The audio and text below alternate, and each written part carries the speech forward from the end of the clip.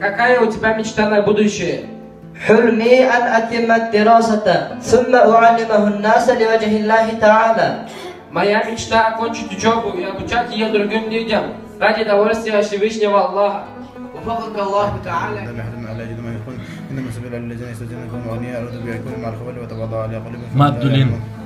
مدلين الثاني وزوجة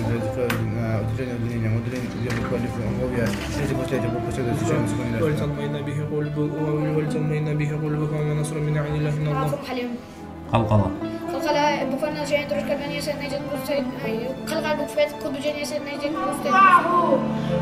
Люди, уважайте моих последователей, любите знающих Коран наизусть и поступающих так, как в нем написано.